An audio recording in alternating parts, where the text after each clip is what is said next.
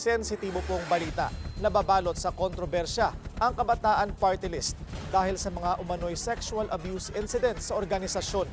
Itinanggi naman ng grupo ang aligasyong hindi nila tinugunan ang mga insidente. Narito ang agenda report ni Mojo Joan Manalo. Managot ang Kabataan Party List sa pagpapabaya sa kasama at mas maging stringent sa recruitment process. Ito ang panawagan ng isang babaeng lumantad sa social media na biktima raw ng mga miyembro ng organisasyon.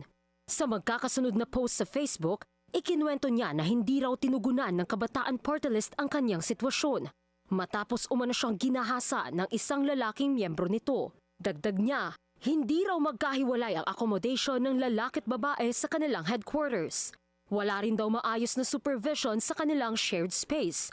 Dahilan para maging pro nito sa mga ganitong insidente.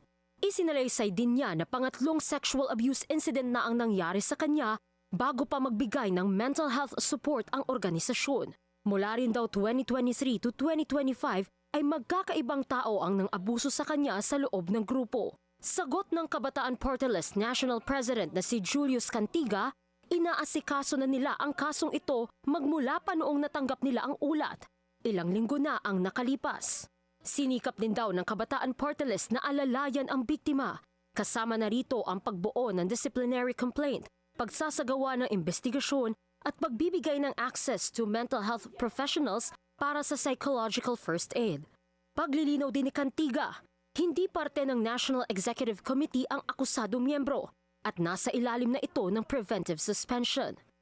Pero temporary measure lang daw ito habang may ongoing investigation bago sila magbitaw ng final disciplinary action. Suportado rin daw ng Kabataan Party List kung sakali mang magsasampa ng kaso laban sa akusado ang babaeng biktima. Nanawagan naman ang babaeng biktima sa Senado at sa Commission on Human Rights na imbestigahan na ang issue dahil ayon sa kanya, marami pang kaso ng pang-aabuso sa loob ng organisasyon. Para sa agenda, Joan Manalo, Billionario News Channel.